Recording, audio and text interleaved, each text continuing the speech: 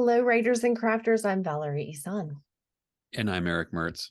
And this is episode 90 of the podcast. And it is November. Oh, I have the wrong date written down here. 9th.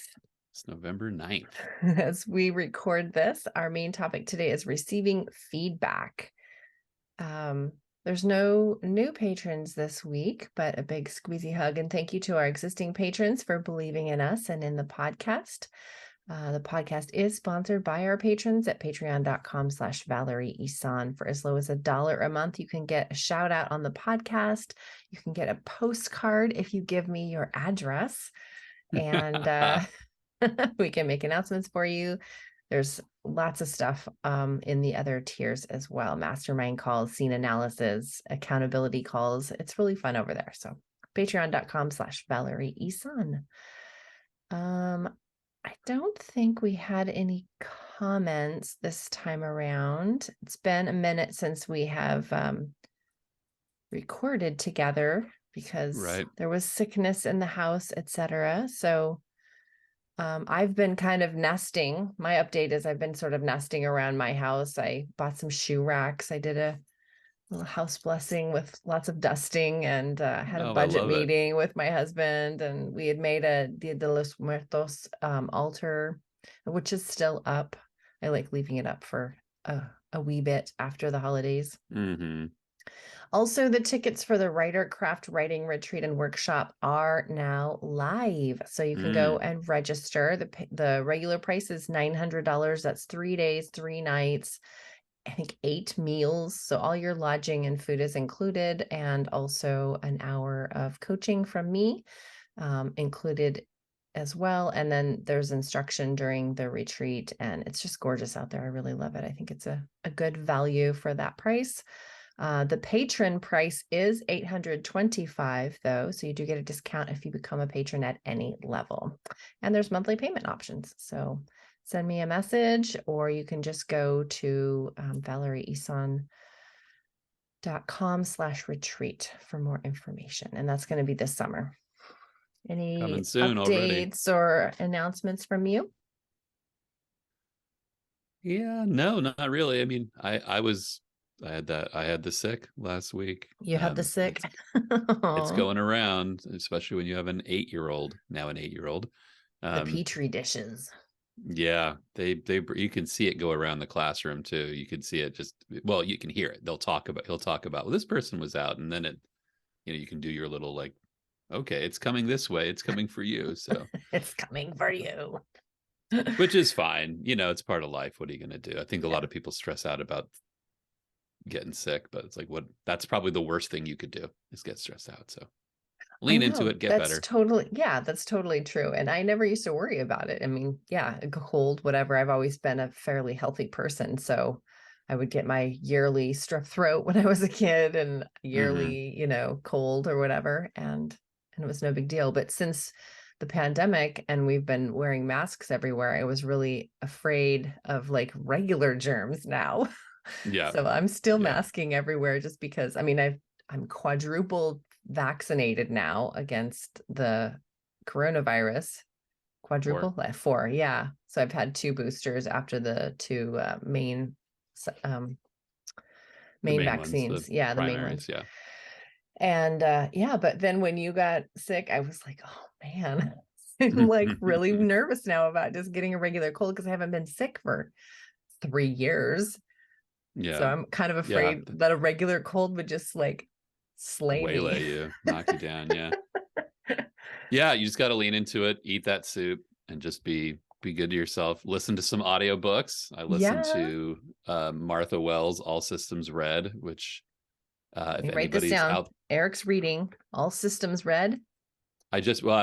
Yes, All Systems Red by Martha Wells. It was a Hugo and Nebula award-winning book in sci-fi, and it's in a series of books she's got called the Murderbot series, which is it's about these like cyber, like sort of humanoid cyber I don't even know how to put it. They're like, the main character is an assassin, but it's really fascinating because he's an assassin that's like obsessed with watching TV. Like he's really It's an amazing book. It's just it won an award. It's won all those awards. Everyone I see posting about it loves it because it's just such an interesting character. He's kind of a lazy guy. Like he downloads, all he talks about is downloading his favorite show and wanting to watch it rather than do his work. And so, yeah, it's just but it's also like this fascinating sort of whodunit sort of mystery series as well. So I'm looking forward to getting into that. And I'm also reading Skippy Dies, which I finally I got was the gonna book, ask if you finally got your book. which is a weird book. It's in the beginning, Skippy dies.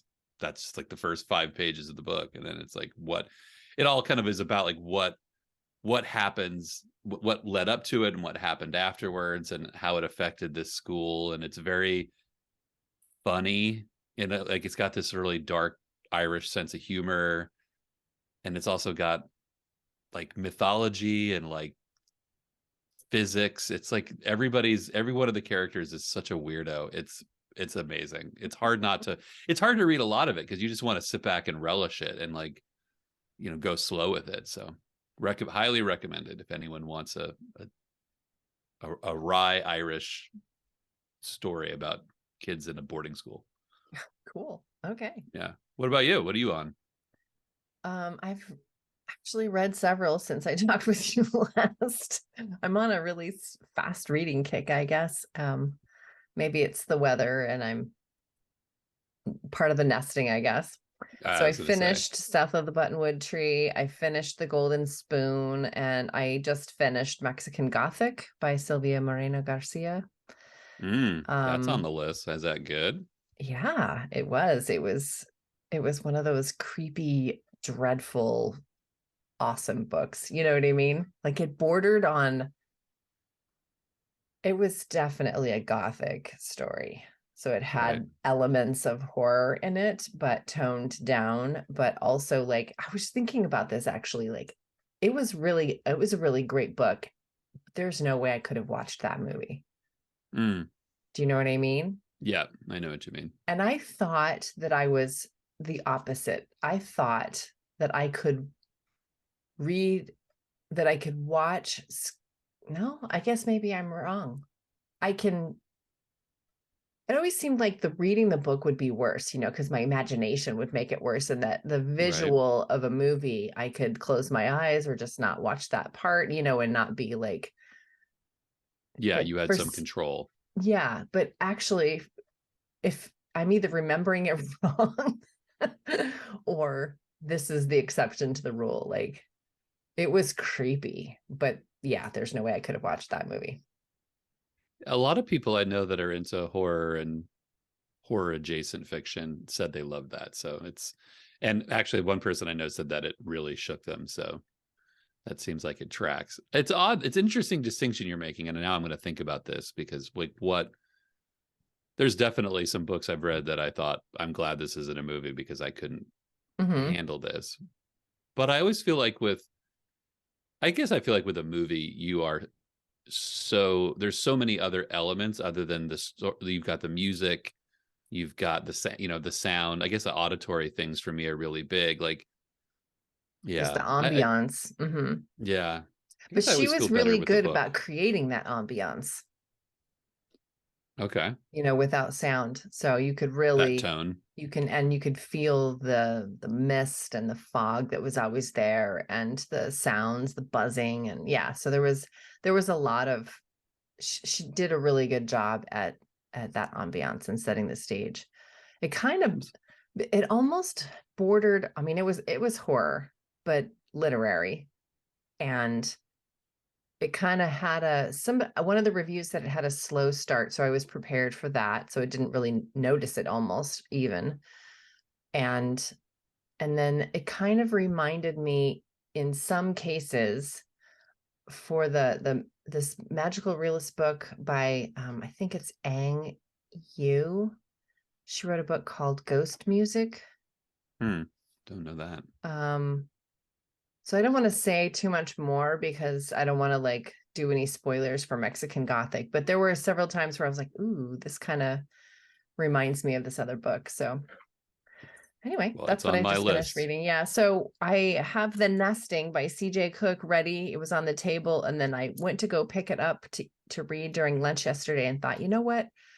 Again, I need to have some balance. I've read so many novels recently. I really wanted to slip in a nonfiction. So what I'm actually reading right now is Wabi Sabi, the Japanese wisdom Oh for a yeah, perfectly imperfect life by there you Beth go. Kempton. So that's actually what I'm reading right now. But then The Nesting will definitely be next. Such an as an interesting side note, when I had a desk job the last time, one of the people nearby me was who sat near me was like studied that theory of wabi sabi, that idea of Mm, like of imperfection, and yeah, it was such an just gleaning the little bit that he shared with me was fascinating. So I'm interested to know what you feel about that too. all right. Well, we should get into our topic. Speaking of Um, imperfections, getting feedback. Getting feedback. Yes. So I was You're thinking so good about at the this. segue, Eric. I love I it. I sit here and I wait for segue moments, and I was going to say, it's I'm almost like just you practice it. I make my family do it at the dinner table. Like, come on, come on, give me a segue. So I was thinking before we started, we should define feedback because pretty it's pretty broad. As a writer, you're putting yourself up for outsider feedback. By that I mean like not you. Like you can critique your own work, but once you get out there, you're looking at feedback from a writer's group, from an editor, from beta readers, all the way up to getting reviews when you put your book up there. So this is a big part of the experience of being a writer. Hmm. For sure. And it will, yeah, it'll last you your whole career. Right. And I think if you're doing it right, that you're as you go, you're only going to get more feedback. It's not about getting less. I think it's about getting more, because as you broaden, you build your audience. Hmm. As you build this into more of your career, let's say, it's something you're aiming for as, just either as a side hustle or as a full-time gig, you are going to want to bring in more feedback as you go, because that means you're reaching more people. That's the goal. Yeah. So So learning how, you're not working. Go ahead. I was just going to say, learning how to receive it gracefully is Yeah. key. Yeah, absolutely. And you're not working yourself out of it. I think I had that in my head. Like, oh, okay, eventually I'm just not going to need this. Well, sorry. Just You're the going to need it opposite. Yeah. all the time. And as we go, I mean, because we're always evolving as writers and we're growing as writers, we're going to, and every book project is different in terms of our interests, the topic, the theme, so every book's different that way, but then also our, um, like where we are on our craft journey, on our writer journey, what we're working, like maybe this time around you really want to nail, the ending. Like you just Right. want the ending to be like the best so that when the person, closes the book, like that ending stays with them and the choice the character has to make, it was just so mind shattering that the ending's going to stay with the reader forever. So if that is what you really are working on in this particular book, then you're going to be reading craft about that. You're going to be, seeking feedback on that specific thing. So I guess maybe that's a good place to start too, is Yeah. when you are soliciting feedback, say at a writer's group. um, I don't know about writer group Gary or or any of the other people in your writers group, but when I was in one, everybody seemed to have a specialty, so I'd read the piece out loud and then we would have, like, I don't know, 5 to 10 people that would give me feedback based on their specialty. So one guy was always the who's your audience guy, like who are you writing Hmm. to? And one guy was um, you know, all about the well, here's an opportunity where you had, a space to really elaborate on this one thing. And, I really wish that you had gone a little deeper here, so everybody's going to give you a different kind of feedback. So if you're not ready to receive all kinds of feedback. You can start out by being specific about what kind of feedback you want. And that might help you like edge into quote unquote receiving feedback. And what I mean by that is maybe you could say, can you just tell me like where you lost interest? Or can you just tell me if you got confused anywhere? So something like that, real specific. And then, so if you want to work on one thing at a time, maybe that would be the way to go. That's an idea anyway. I think that's a good idea, especially if you're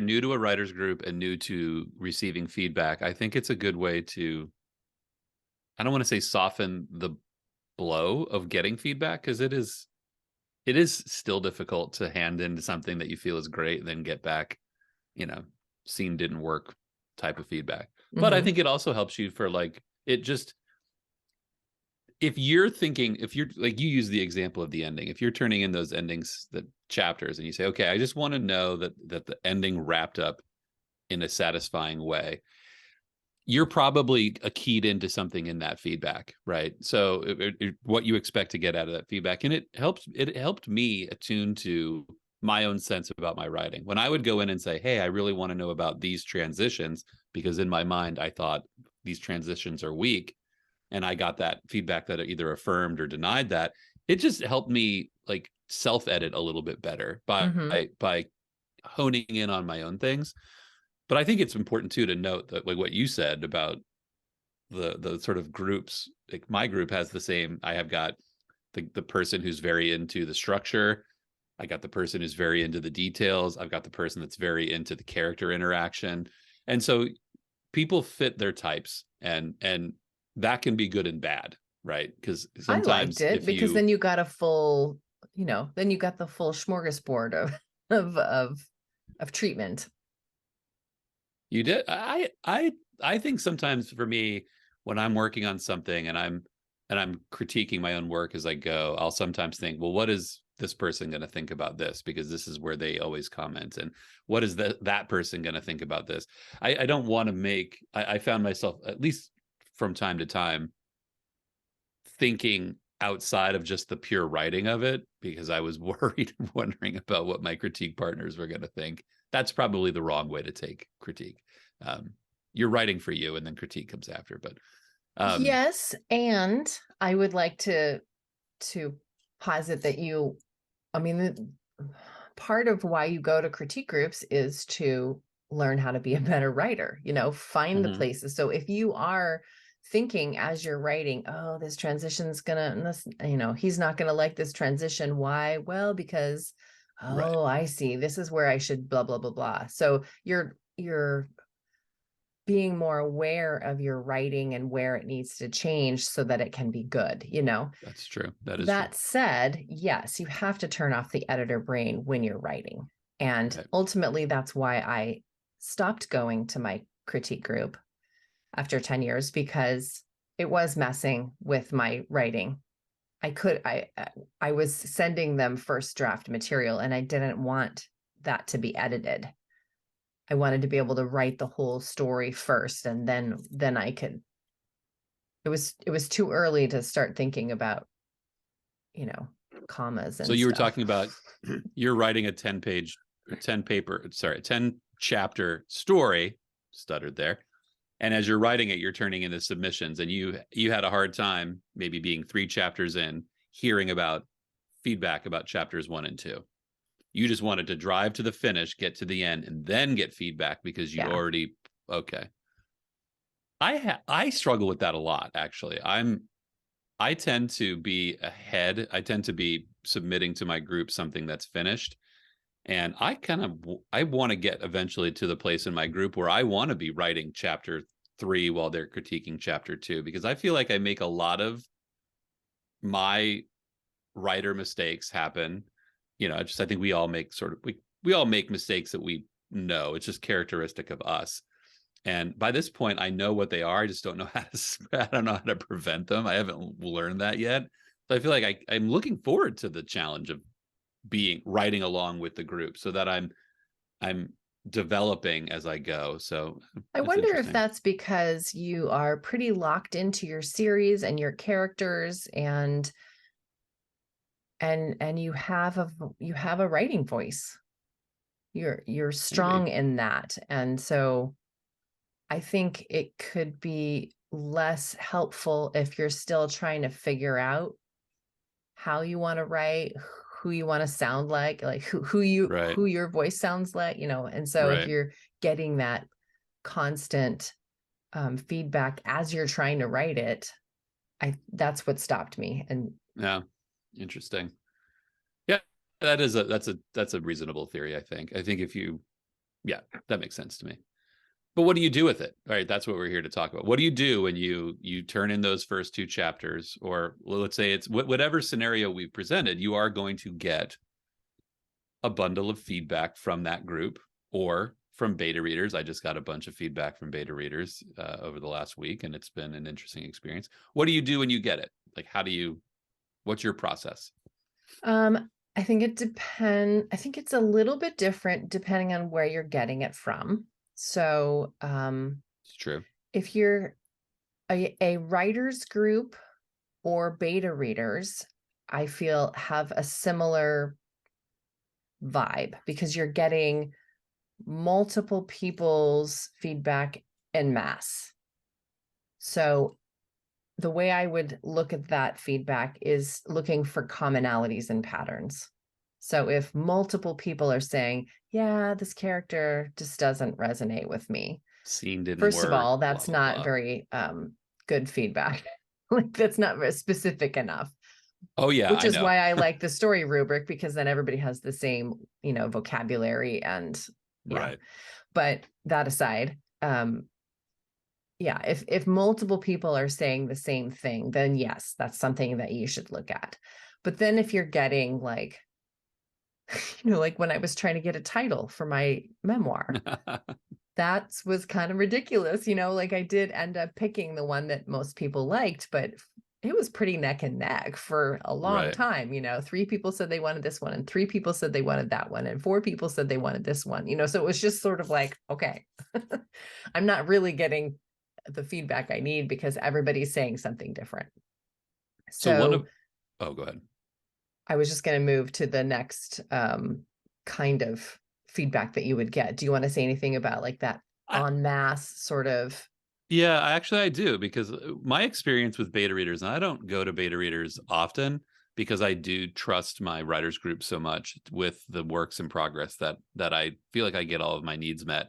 But with this Patreon project, which I'm currently working on, and if anybody hasn't heard, I'm going to be releasing short stories as a Patreon incentive. So I sent the first 6 stories to my beta readers, and I gave them a whole series of questions that I wanted them to answer, which I think is perfectly appropriate because a lot Mhm. of people will just say, good, like them all. So one of the questions I asked them was, um, how would you order, like in priority, if you were going to use one of these stories as like the giveaway story, like, I just want like, here's a taste of what you're going to get. It's Mhm. my way of asking what's the best story. Everybody said something different. And in fact, everyone said that they had a different favorite story. And then when I asked them which one of these stories would you push back or needs development, they all said something different too. In fact, there was some people who said this is the best story, and the other people said, this one I'd push the same story, push it back. So that That's can be really, infuriating. it's infuriating. And for me, the first thing I did was consider the source. 3 of those people were big fans of the storytelling type, so I really put more of my eggs in their basket. I think we're going to get to a point in this conversation where we're saying you have to use your judgment on what you do. I mean, I was hoping to get a consensus. I didn't. Now it comes down to me, and I have to sort of weigh what that is. And that happens with even All scene by scene feedback. feedback. Hmm. Yeah, I have a love scene in a story right now that like there was some division on. I'm just going to have to decide myself what to do with it because I can't get consensus. Hmm. So be prepared not to have all of your questions answered in this type of feedback, betas and writers groups, because you're polling the jury and you never know what they're going to say. Right. So then the next one, I think, or the next type of feedback you would get would be the editor feedback. And again, there are many kinds of editors. So if you're getting feedback from a developmental editor or a story analysis, a story doctor, a story diagnosis, something like that, then it's going to be different than like a line edit feedback. So Yeah. if you're at the developmental stage, then I think that's the hardest feedback for me to receive, because in my process, I write the book, I let it sit, I read it again, I tweak all the things I think need tweaking, add the things that need adding, kind of go through it, not with a fine tooth comb, because I know it's only like draft 2, but Right. try to make it as compelling as possible, knowing that, okay, maybe the setting isn't there or whatever, but it does the story work. Okay, yes, it's the best story that I can make. And then I pass it to somebody else to look in. And when they come back and say, well, this part needed this, and this character, I think, the reason why you don't feel connected with them is because there's not enough internal dialogue, or I really want some scenes where this happens, or like the feedback you gave me on you did this for me for my memoir. And so some of the stuff that you gave me, okay, here's what happens. You receive feedback, you go, oh, yeah, crap. He's right. I do need to add that. I don't want to add that. Insert Okay. self-care. Yeah. Insert whatever your self-care is right there, folks. I mean, that's where you're going to go get your expensive drink, sit in your hot tub, go for a walk with the dog right there. Right. Yeah. I just broke one of my bracelets as I was talking. So take that one off. So yeah, you're going to receive feedback, and your knee-jerk reaction is going to just set aside for a second, and then you're going to go back to it and reread it. And so I think that's the hardest, because there's the most work that needs to be done. Yes. After you put everything into it, you feel so good, you're done, you're writing this book, and you think it's pretty great. And yeah, you've got some stuff that you're going to add to it, but it's pretty great, and you pass it to someone else and they say, it's going to work if you do this and this and this. And right. Yeah, so that's the hardest feedback to get. And I think it's the hardest feedback to get because it is truthfully the one you should take the most seriously, because your writers group is reading this book in sections, right? So if it's a 10 chapter book and you're submitting 2 chapters at a time, then they're going to read it, 2 here, and then a month later 2 here, and then so they're reading a book in an unnatural way, because that's not the way your reader's going to read it, unless your readers got some really strange reading habits. And your beta readers are probably well-meaning, well-read people, but they're not professionals. So that editor is a combination of the two. They're reading it in a concentrated way, mimicking what a real reader would do, and they're a professional. So not to say that you should just bypass the other steps to get where you need to go, but this is the one that, get your knee-jerk reaction out of the way, do your self-care, and then develop a strategy, and that's really what it comes down to. Like, you have to have a strategy, because it isn't tossing the book out. You have to. Well, I think having those editorial reports, the editorial letter that you get from your editor that says, here's what I would work on if you change or the this. Story rubric. Yeah, the story rubric. Yeah, whatever. So you end up having a checklist to work from, and that is the strategy. And your editor, if they're a good editor, I think they can prioritize those things for you. Maybe you have maybe the editor says these 10 things could be improved, but if you really just want to, I think if you focus on the first 2, that will make your manuscript like 80% better.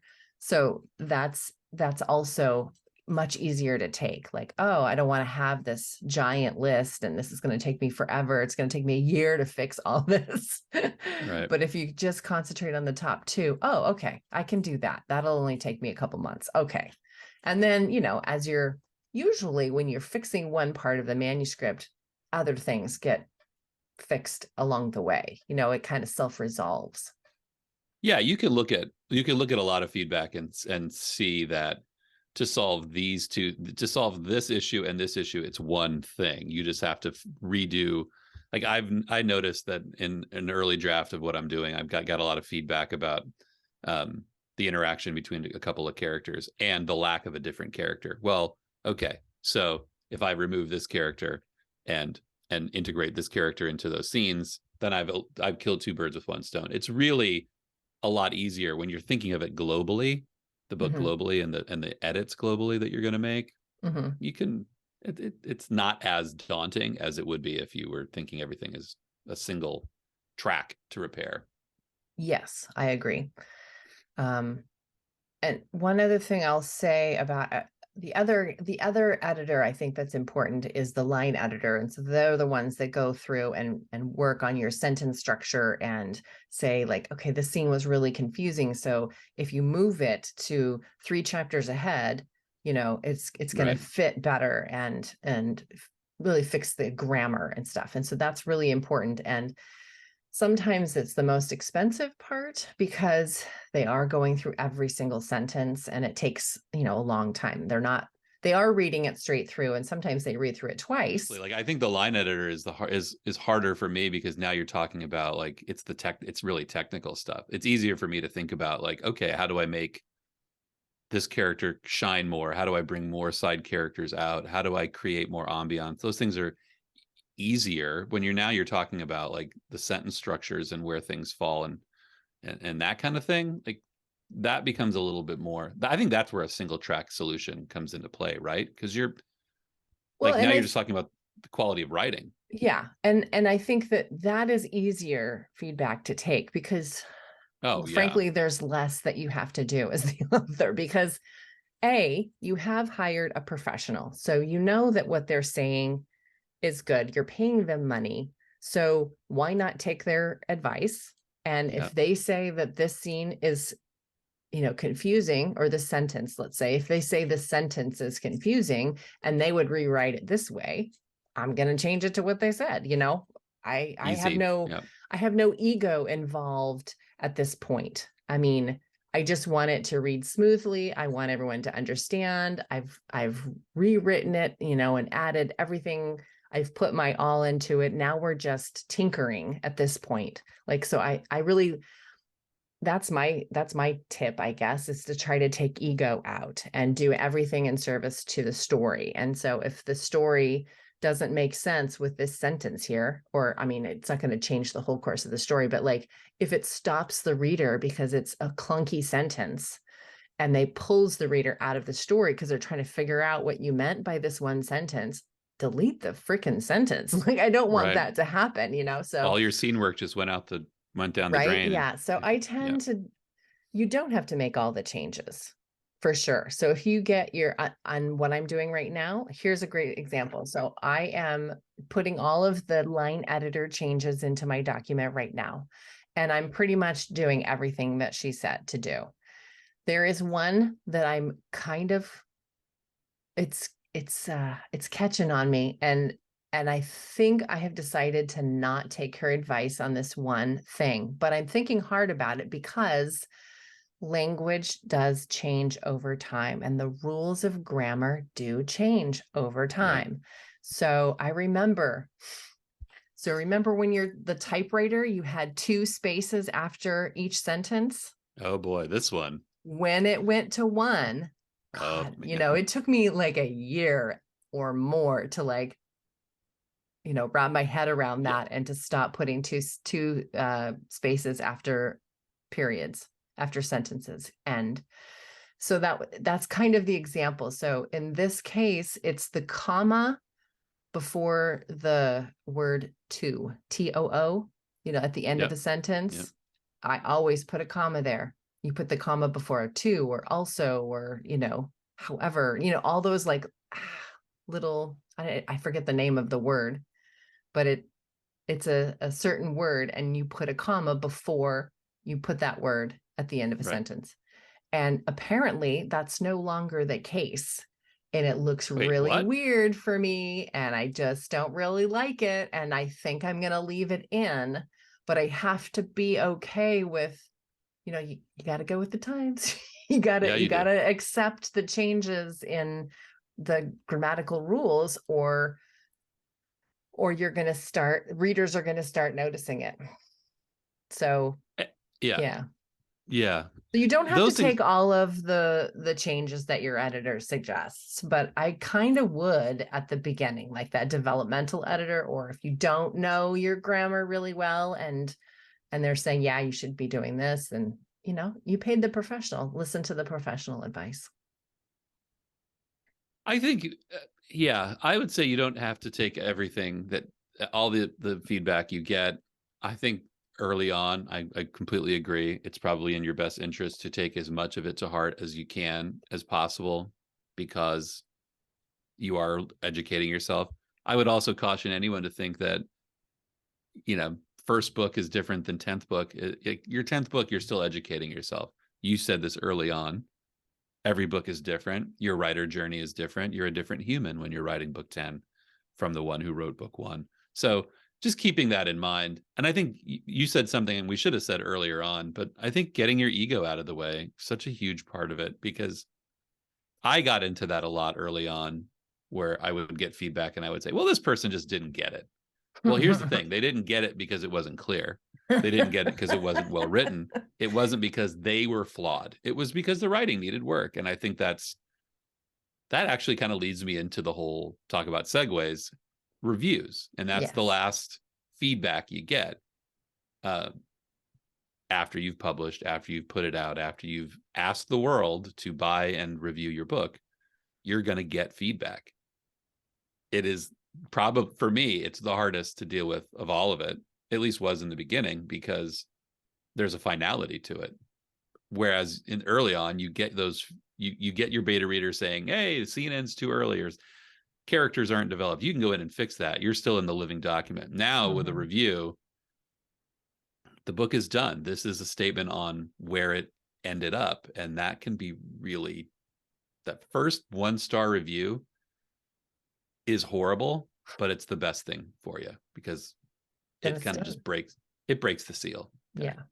You're a human. You got a 1-star review from a reader in Indiana, and You don't know who they are. you don't know who they are. You can't control it. And how to take this feedback, I took the first 1-star review hard, and that's when I went right back into the old ego habit of like, oh, they just didn't get it. That's right. They're a customer. They didn't get it. That's sometimes the way a product works. It just doesn't work for them. But you also, like, the key to taking reviews is, I think, you're not going to go rewrite your book because you got a 1-star review. You're not going to pull it off of Amazon or wherever you've posted it and rewrite the book because of a 1-star review. A considerable percentages of reviews are 1 and 2-star reviews. And that's just a part of the game, right? What you need to look at is what people are talking about when they give that critique. If sometimes people give a 1-star review to your book because they had a hard time downloading it onto their device, or they didn't love the title, or the name of the character was their ex-boyfriend. What people give reviews in really strange ways. So you have to remove yourself a lot from it and put yourself in this scenario. When you go out to a meal with your spouse, partner, friends, and ask them at the end of it, what would you review it? And some people will say, oh, it was great. I'd give it 3 stars. Some people would say, it was all right. I gave it 4 stars. Like, people calibrate those things differently, and they only have 5 stars to choose. Yeah. Talking about Amazon. So, there's a little bit of that too. Yeah. I have a hard time reviewing because of that reason. Because if in my mind, since I only have 5 stars, a 5-star review is like, oh my God, this is the best book I read this year. Right. I love this. I'm going to totally buy it for the bookstore. I want everyone to read this book. That's a 5-star. A 4-star is like, wow, this touched me, and, it might even have changed my life. And I'm definitely keeping this one on my shelf. I may even reread it. I don't know. Like, this was a pretty great book. That's kind of a 4-star. The 3-star is, that was a good book. Yeah, I liked that book. That was good. Right. And the 2-star is, yeah, I could have done without that one. And the 1-star Right. is probably like I couldn't even finish it for whatever Right. reason. I just couldn't get into it. But everybody's reviewing, like you said, it's different. So Yeah. I don't like putting 3-star reviews up because that makes it sound average and like meh. And it's really not. That was just like, oh, cool. That was a good book. Yeah, I'm glad I read that. But it One doesn't of my look like that on the star chart. right. Right. Yeah, I look at, like, I go back and I'll have, a percentage, and I'm not, this isn't any humble brag or anything, but like, I have, out of 43% of reviews are 5 stars on a certain book and 30% are 4 stars. If I read, and 18% are 3 stars. So if I go through and I look at those and I read the comments on the 5 stars and the 4 stars, sometimes the 4-star comments are more glowing than the Mm-hmm. 5 stars. Like, really, I had one person that's like, oh, I'm adding this to my list of people to read, and and that was a 4-star review. I've had 3-star reviews that felt like, wow, this person's like my fan. Like, this is my people.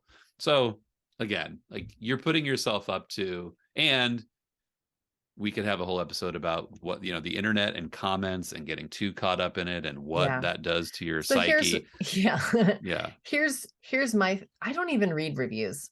Actually, that's not true. I do read them, but I read them like once a year or something. I'll go in and be like, oh, I wonder what Goodreads has to say about this book. It's been a while. So I'll go through, and what's cool about reviews is you can pull a phrase, Oh yeah. and put that like in a newsletter or on social media or even on your webpage or even on the book description page too, if you really wanted to, although that is questionable technique. So, but what I mean is looking to see what your readers are saying about the and about the writing style. Like, some people write their book and then they go in and read these reviews, and readers are saying, oh, this was a great book, it was really about blah blah blah blah, and the writer didn't intend that, but it was cool that the reader thought that, and maybe Right. even the writer can see, oh, I guess it really was about that. It could be about that. Yeah, I never really noticed that. So you can pull wording and phrasing from reviews and use it in your marketing. Also, on the flip Absolutely. side, if you are getting 1 and 2-star reviews, and they're saying the same thing, like, oh, this, copy edit was really crappy, or or you can, again, if you're receiving feedback en masse, look for the patterns. If Yeah. many people are saying the same thing, then yes, take that to heart and change it in the next book. Yeah. Yeah. Or, It's good. yeah, I mean, Yeah. there's many strategies, and we don't have time in this episode to go through them, but yes, No. there's No. that's how I would handle reviews. Don't ever communicate with reviewers. Don't Ever. try to Yeah. Yeah. answer back. Don't try to say, well, I was really going for this, or you obviously didn't get it, or whatever. Don't engage. Right. And I'll end that conversation, my part of this conversation, on just the analytical note that Amazon doesn't trust a book. This is what I've read, until it has a percentage of one or 2-star reviews. You have to have them, because they understand that over the course of a large sample size, even the best books get 1-star reviews. And so if your book has nothing but 5-star reviews, problem, because then they understand that, well, this person's ARC Paying for readers them, or yeah. are really, or paid for them. Right. So be aware that that's part of life, that people don't like your book. That's a positive finish. It's always like to nail a positive finish, but that was maybe not it. All right. Well, I thought it was positive. I hope that it was Yeah, useful, absolutely. and understanding that there are different kinds of feedback. You can request different kinds of feedback, and you're going to get different kinds of feedback Yeah. throughout your writer journey. Yep. Yep.